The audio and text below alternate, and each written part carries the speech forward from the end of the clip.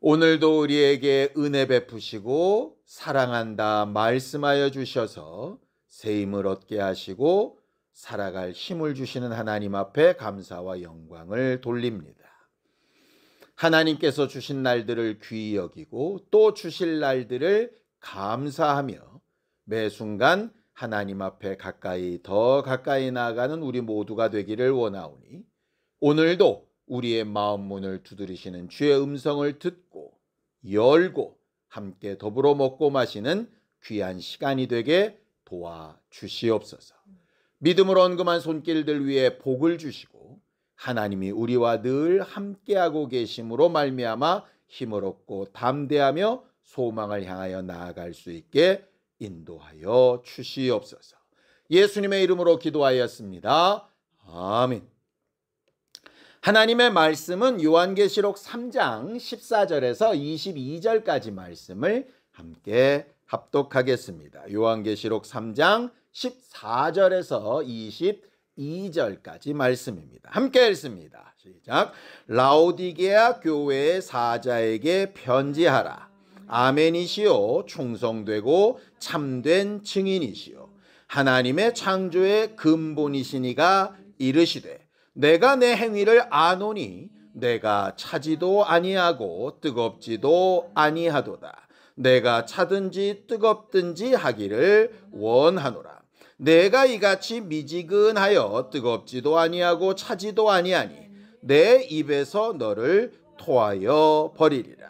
내가 말하기를 나는 부자라 부요하여 부족한 것이 없다 하나 내 곤고한 것과 가련한 것과 가난한 것과 눈먼 것과 벌거벗은 것을 알지 못하는도다. 내가 너를 권하노니 내게서 불로 연단한 금을 사서 부요하게 하고 흰옷을 사서 입어 벌거벗은 수치를 보이지 않게 하고 안약을 사서 눈에 발라 보게 하라. 무릇 내가 사랑하는 자를 책망하여 징계하노니 그러므로 내가 열심을 내라. 회개하라. 볼지어다 내가 문 밖에 서서 두드리노니 누구든지 내 음성을 듣고 문을 열면 내가 그에게로 들어가 그와 더불어 먹고 그는 나와 더불어 먹으리라. 이기는 그에게는 내가 내 보좌에 함께 앉게 하여 주기를 내가 이기고 아버지 보좌에 함께 앉은 것과 같이 하리라. 귀 있는 자는 성령이 교회들에게 하시는 말씀을 들을지어다. 신앙생활은 분명히 하나님 앞에서 내 영혼을 위해서 하는 게 맞습니다. 그러니까 남을 구원하고 자기가 버림받으면 안 되는 거잖아요. 그러니까 자기 영혼의 구원을 위해서 믿음의 결국을 찾아가는 게 신앙생활 분명히 맞습니다. 그런데 우리가 몇 주 동안 계속 봐온 것처럼 그럼 내 영혼을 위해서 구원을 완성시켜 가기 위해서 그렇게 신앙생활 한다는 것의 세부적인 내용으로 들어가면 어떻게 되느냐? 나만을 위해서 살 수 있는 게 아니라고 우리는 분명히 배웠죠. 그러니까 내 영혼의 구원을 위해서 내가 하나님으로부터 분명한 인정하심을 얻기 위해서 하나님을 사랑한다라고 할 때 분명히 필요한 게 이웃이라고 배웠습니다. 내가 들어가야 될 그 하나님의 나라를 추구하면서 그 나라를 막 구하며 나아갈 때 필요한 게 내가 구제하고 구원해야 될 이웃이라고 이렇게 배웠어요. 그러니까 결국 나를 위해서 하는 건 맞는데 그 일을 위해서 반드시 필요한 조건이 뭐냐면 내 주변이라고 하는 거예요. 그러니까 이렇게 보면 됩니다. 예수께서 우리를 구원하기 위하여 오신 건 맞죠. 그런데 성경을 읽어보면 지금 그 말이 성립이 되려면 반드시 인간은 타락해야 된다는 조건이 생기잖아요. 그죠? 인간이 타락하지 않았으면 예수가 안 오실 것처럼 보이잖아요. 근데 성경을 보면 아니거든요.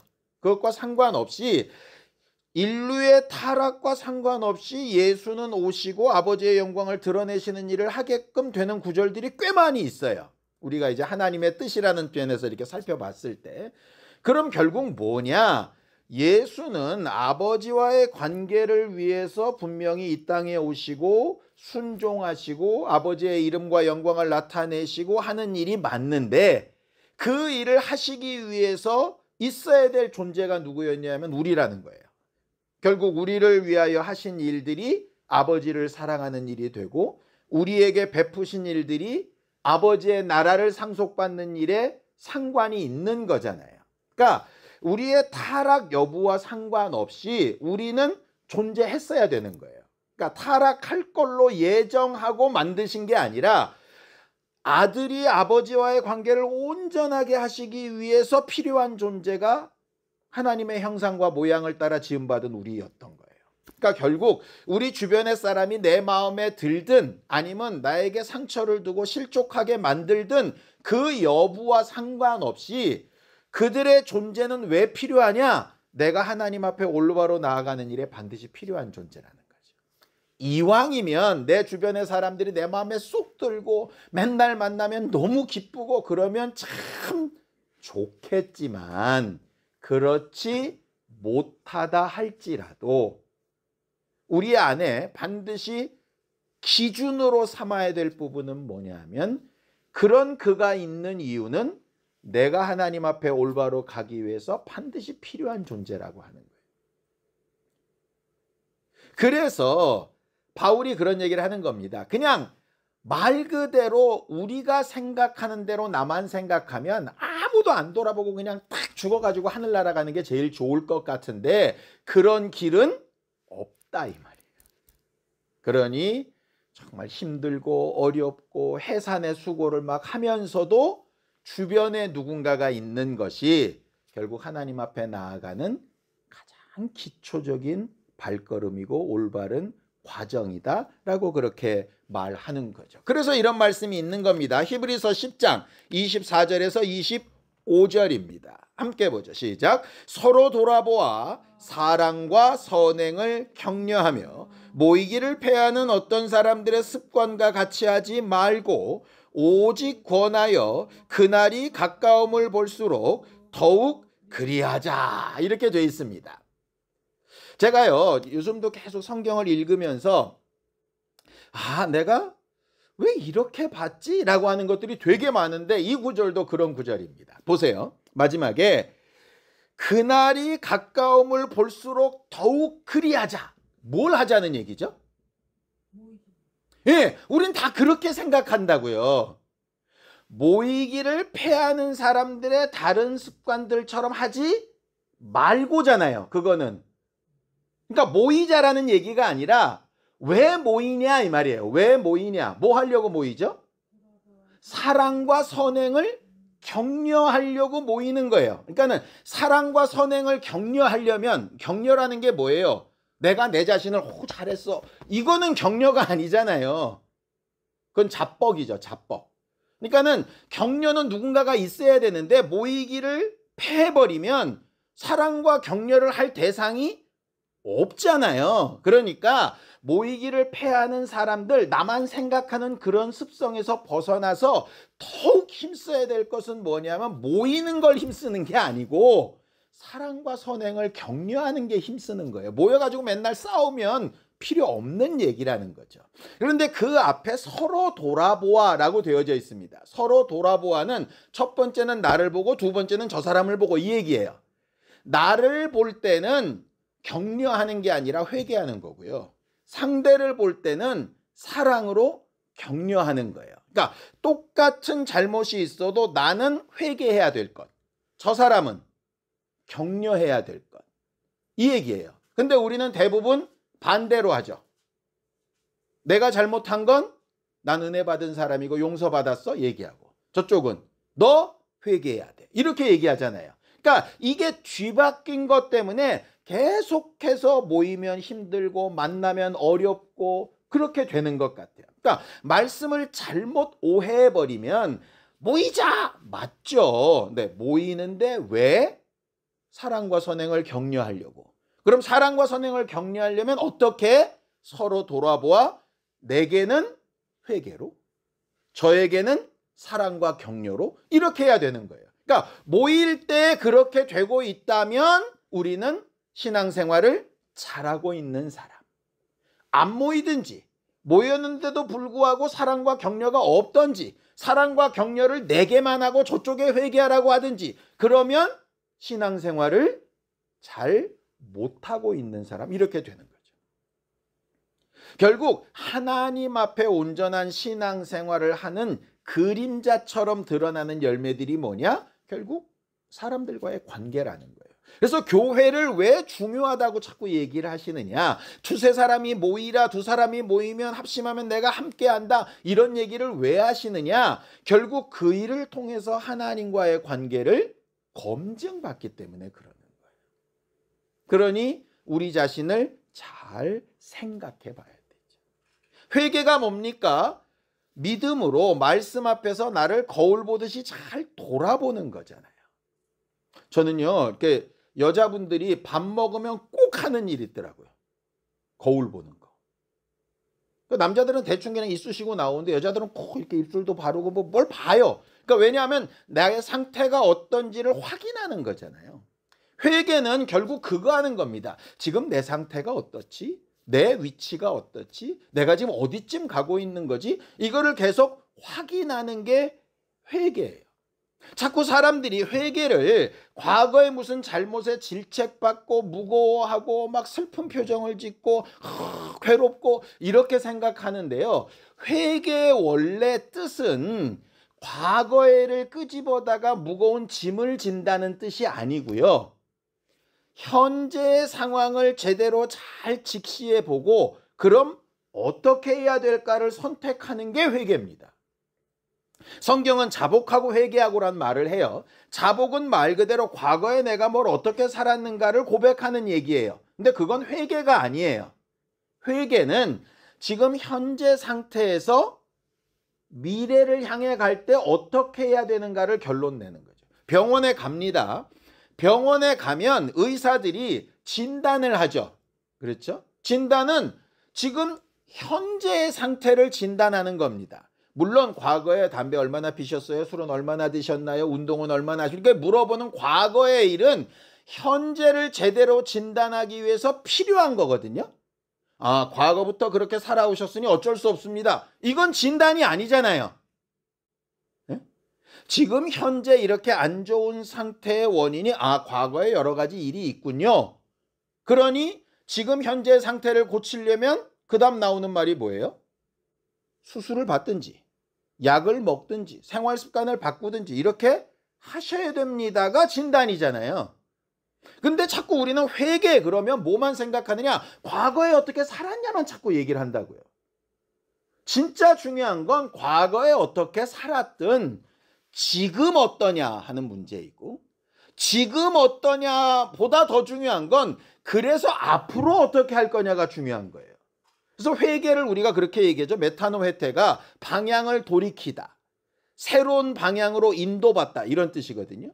그러니까 회개는 내 자신을 지금 잘 돌아봐서 어떻게 해야 될까를 결정하는 거예요. 밥 먹고 나서 거울을 딱 봤더니 이 사이에 뭐가 꼈어요. 그럼 우리가 해야 될 행동이 분명하죠. 어떡합니까? 빼든지 화장실에 가서 칫솔질을 하든지 뭘 해야 되잖아요. 그런데 딱 보고 나서 내가 빨간 고춧가루 있는 음식을 먹었구나. 과거 일만 얘기하고 있으면 뭐 할 거예요? 지금 내가 이렇구나. 그것만 알면 뭐 할 거예요? 그 다음이 나와야 회개죠. 그래서 회개에 합당한 열매를 맺으라라는 얘기는 막 완전히 의인으로서의 삶의 100% 바뀌라 이 얘기가 아니고 네 상태를 지금 진단받았다면 어떻게 할까를 결심하라는 얘기예요. 회개에 합당한 열매라는 얘기는. 근데 회개를 자꾸 이렇게 끝나버리더라는 거죠. 과거에 이렇게 내가 잘못 살았는데 예수의 은혜로 구원받았습니다. 할렐루야.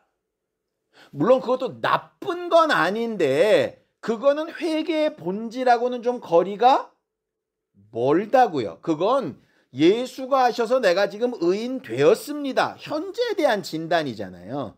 진짜 회개는 그럼 내가 그렇게 의인이 됐다면 앞으로 어떻게 해야 될까가 나와야 회개라고요.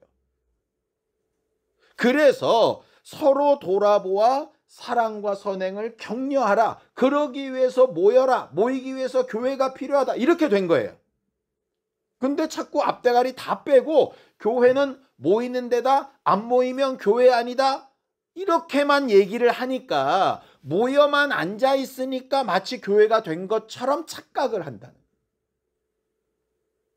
예수의 은혜로 구원받은 거 맞는데 구원받은 내가 그럼 어떻게 할 거냐가 나와야 합당한 열매일 텐데 거기까지 잘 안 가더라 하는 거죠. 맨날 주저앉아서 은혜로 구원받았습니다만 얘기하는 거예요.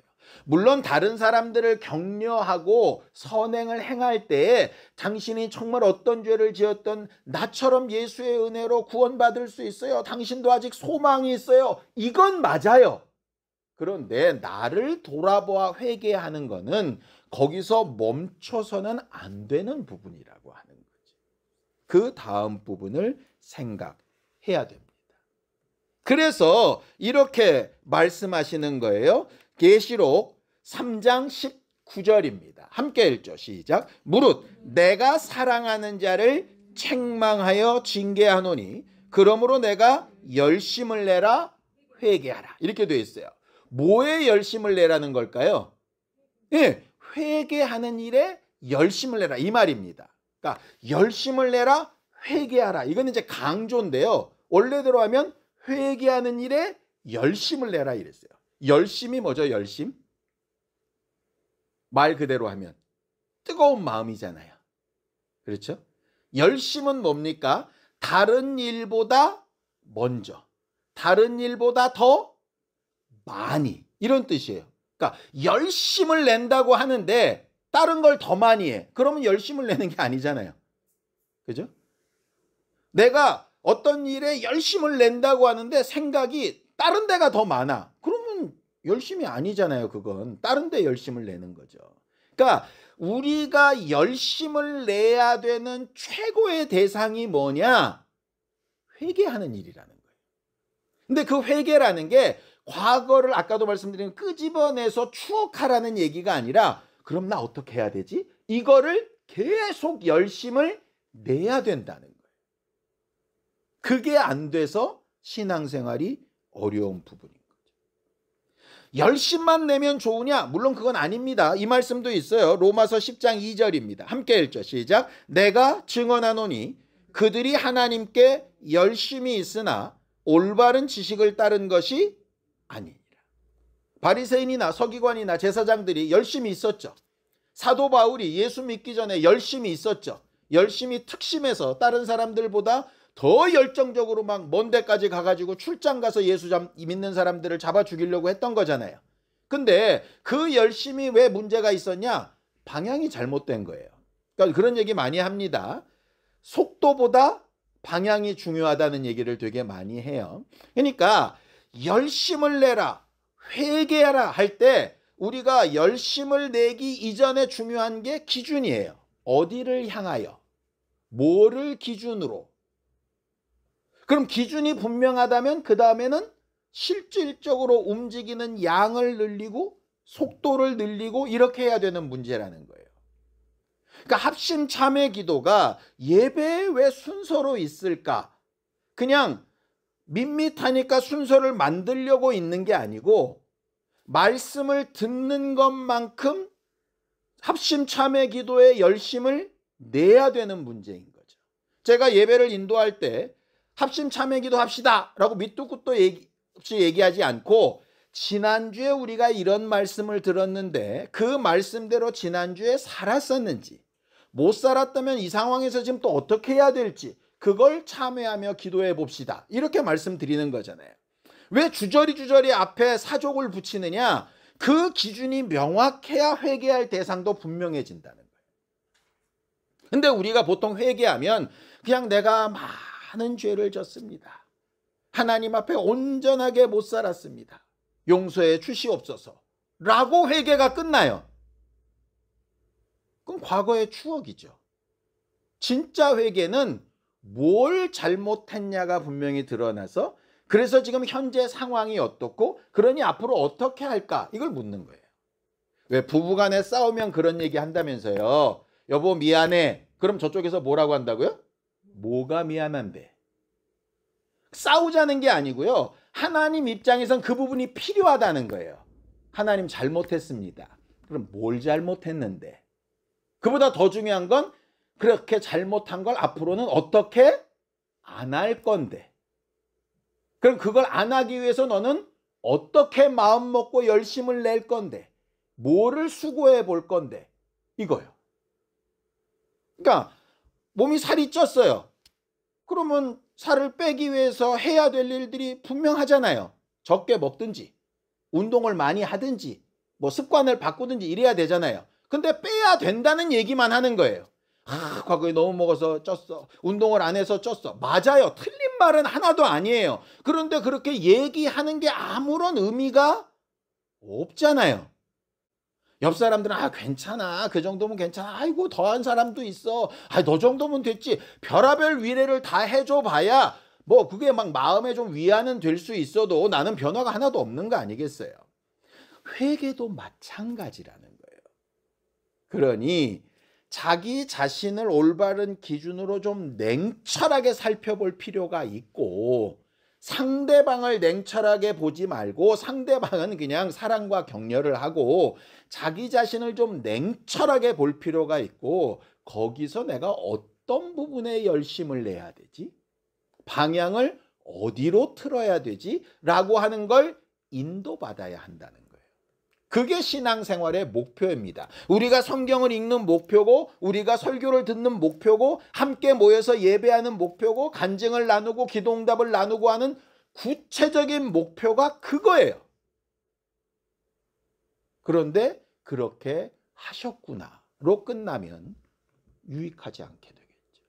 오늘 성경 본문에 라오디게아 교회가 이렇게 나옵니다. 라오디게아 교회는 산 높은 곳에 있는 도시라고 그래요. 저도 안 가봐서 모르는데 저도 찾아보니까 그렇더라고요. 그리고 그 산이 금광이 있는 산이라서 금 아주 주요 생산지라 굉장히 부자였던 교회입니다. 산 위쪽에 있다 보니까 물이 부족하겠죠.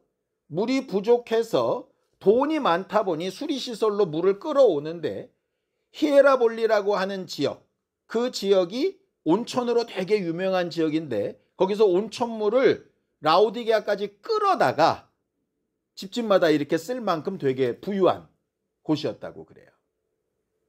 여러분들 로마가 굉장히 그런 목욕 문화나 이런 것들이 발달했다는 건 잘 아시잖아요. 라오디게아가 그런 지역이었다는 거죠.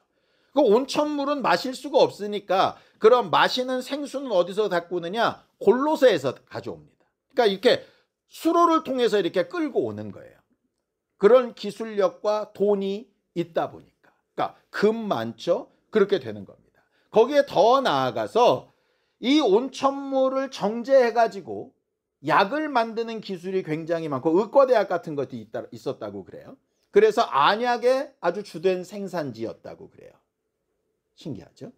그리고 그렇게 금과 안약을 판 그런 돈이나 이런 걸 가지고 산 위에서도 이게 농사 같은 걸 잘 지어서 거기서 나오는 직물이나 이런 걸로 아주 고급 직물 제품들을 되게 많이 만들어냈던.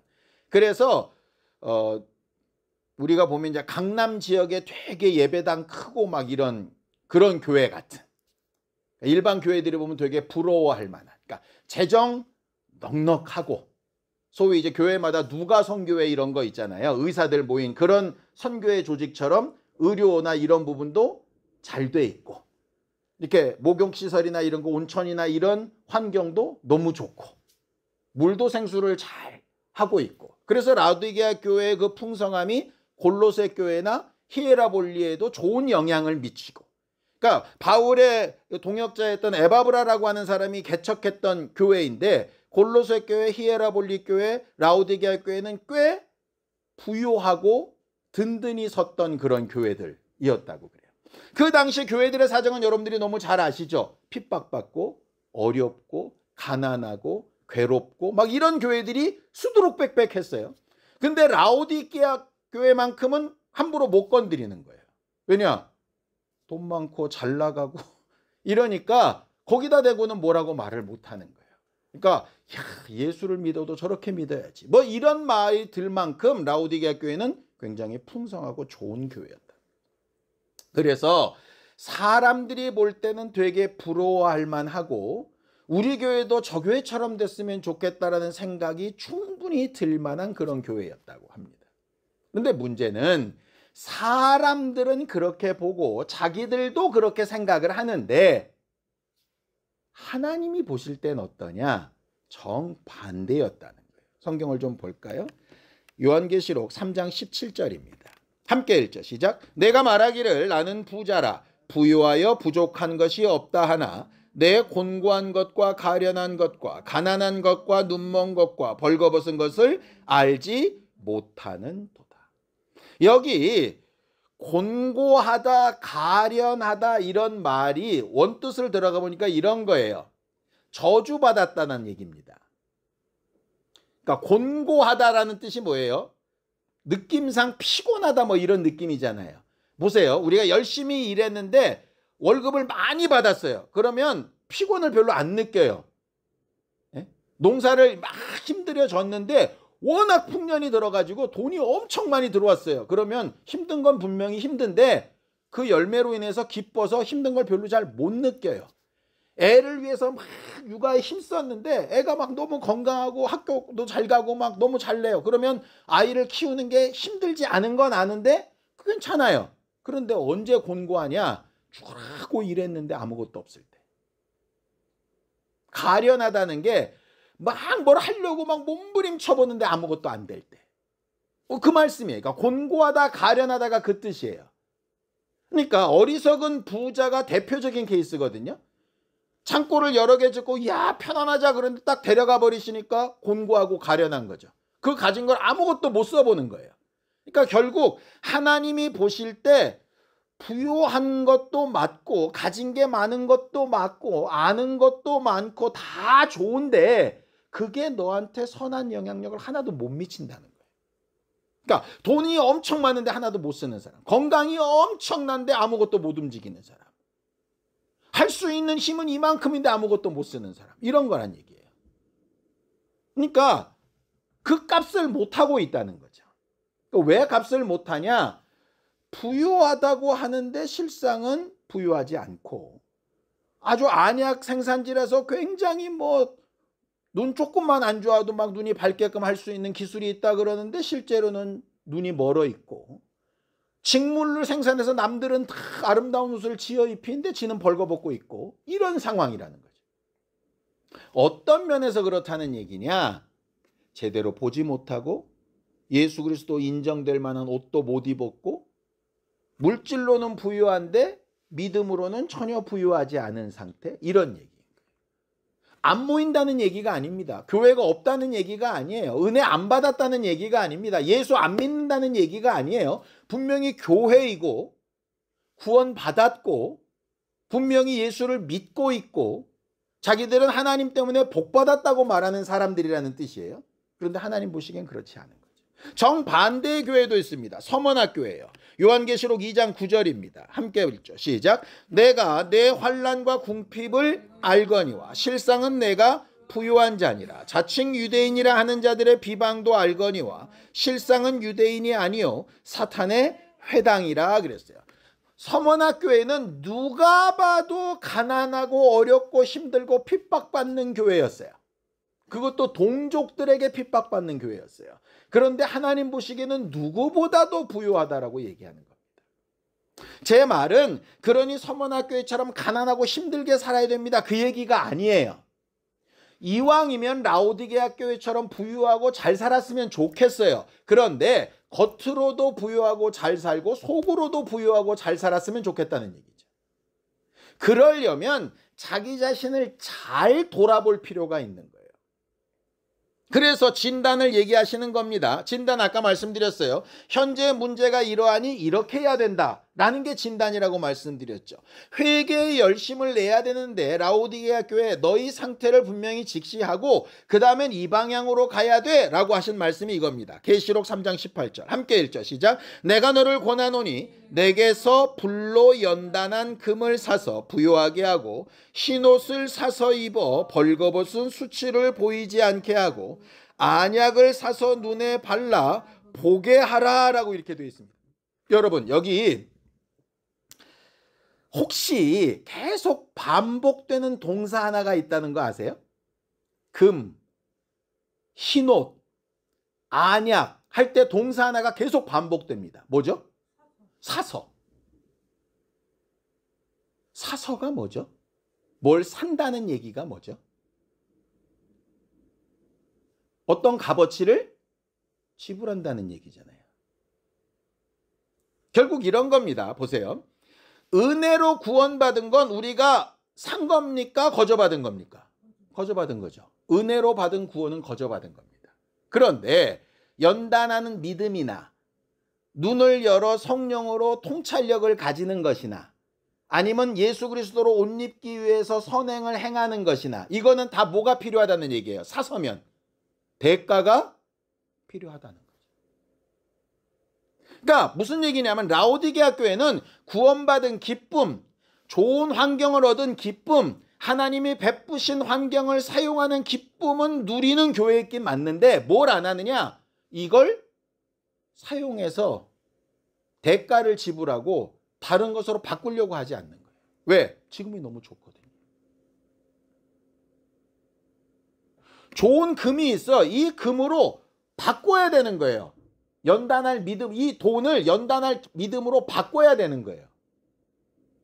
무슨 얘기냐? 하나님께서 내게 부유하게 돈을 주셨어요. 그럼 돈 주셨다 감사하다가 아니라 이 돈을 어떻게든 써서 연단받는 믿음으로 바꿔야 된다는 얘기예요.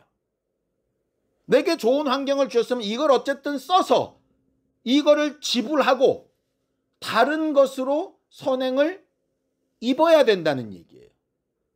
제대로 된 것을 보기 위해서 남 막 이렇게 판단하는 것에서 이거를 좀 내려놓고 사용해서 내 자신을 보는 걸로 바꿔야 된다는 거예요. 근데 라오디게아 교회의 문제는 뭐냐? 은혜 받고 구원받은 것에서 멈춰서 뭘 안 하느냐? 내 것을 쓰질 않는 거예요. 똑같은 얘기죠. 구제하여 낡아지지 않은 주머니를 만들라는 말씀이나 이 말씀이나 동일한 거예요. 서문학교회는 어렵고 힘들어도 계속 뭔가를 하는 교회였는데 라오디게아 교회는 누리는 교회였지 하는 교회가 아니었다는 얘기예요.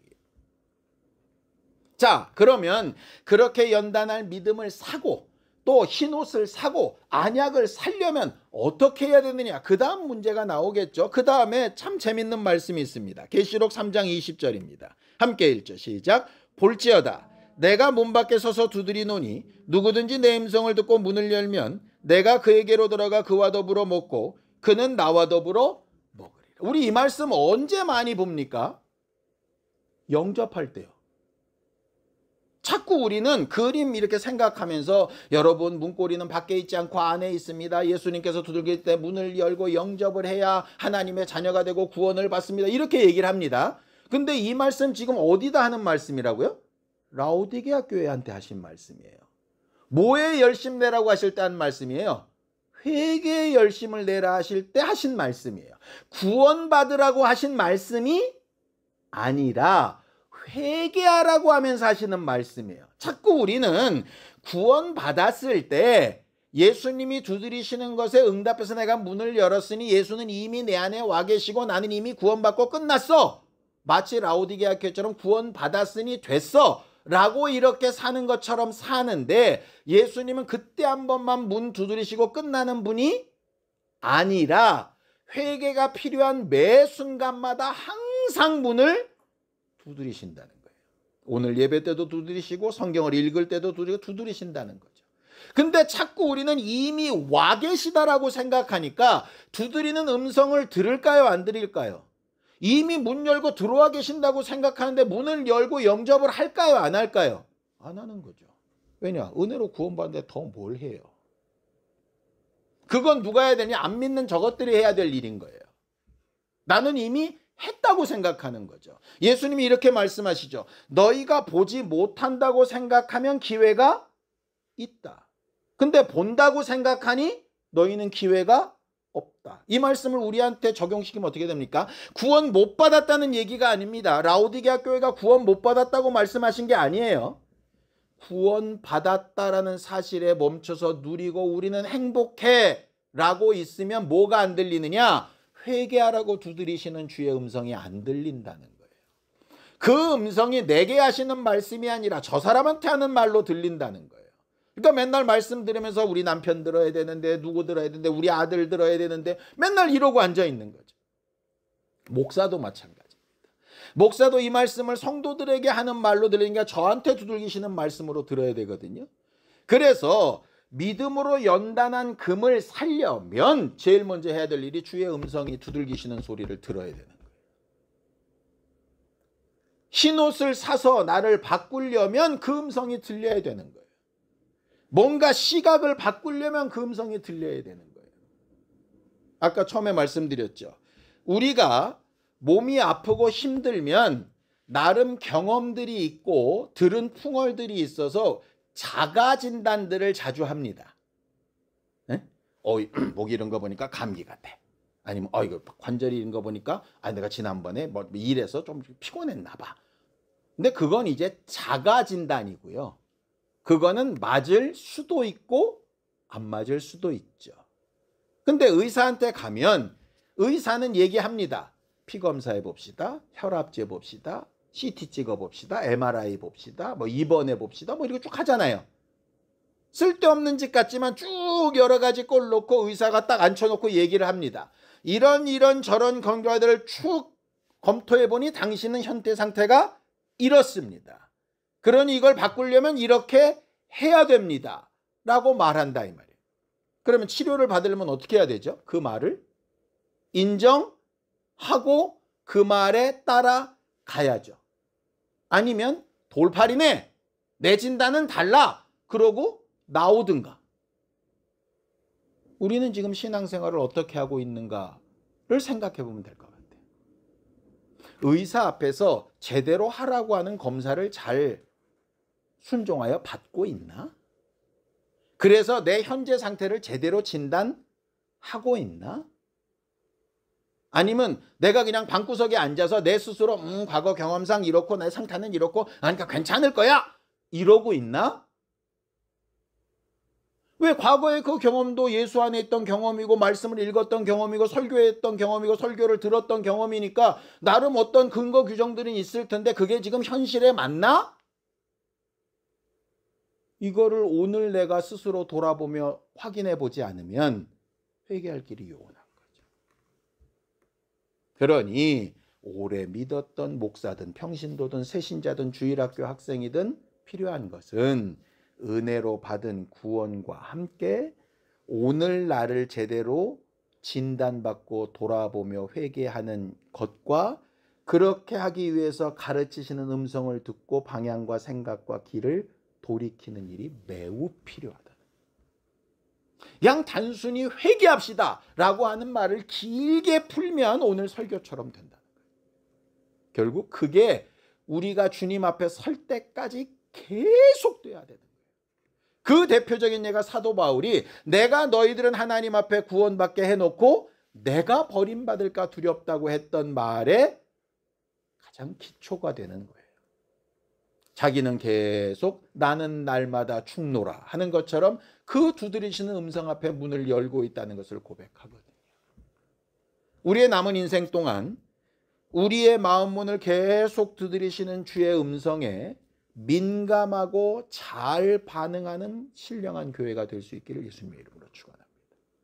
다른 사람이 뭐라고 해서가 아니라 내가 듣고 읽고 배우고 내 안에 계신 성령께서 감동하시고 문을 좀 열라고 하시는 음성에 행동할 줄 아는 그런 겸손한 교회들이 될 수 있도록 함께 기도하겠습니다. 기도하겠습니다. 하나님 아버지, 하나님께서 우리 모두를 도우시고 인도하셔서 오늘도 우리가 하나님과 함께하며 하나님의 말씀과 하나님의 위로와 하나님의 판단과 하나님의 능력을 구하오니 주여 도우시고 함께하여 주시옵소서. 하나님의 나라가 우리 안에 이루어지고 하나님께서 기뻐하시는 일들이 온전히 드러나는 신령한 주님의 교회들이 다 될 수 있도록 도우시고 역사하여 주시옵소서. 하나님, 우리가 회개의 열심을 내라 하시는 주의 음성을 잘 듣고 때때마다 우리의 현실을 가르치시고 가야 될 방향을 지시하시며 우리 마음 문을 두드리시는 예수의 두드림과 음성에 잘 반응하는 겸손하고 은혜로 충만한 교회들이 되도록 도우시고 인도하여 주시옵소서. 늘 스스로 자신을 계속 돌아보며 온전한 회개의 방향을 찾아가는 우리 모두가 되게 축복하여 주시옵소서. 예수님의 이름으로 기도하였습니다. 아멘. 이제는 우리 주 예수 그리스도의 은혜와 하나님 아버지의 극진하신 사랑과 성령님의 감동하시고 함께 하시는 분명한 증거가 자기 자신을 잘 돌아보아 늘 회개에 열심 내기를 원하는 우리 모두의 이제부터 영원까지 함께 있을지어다. 아멘.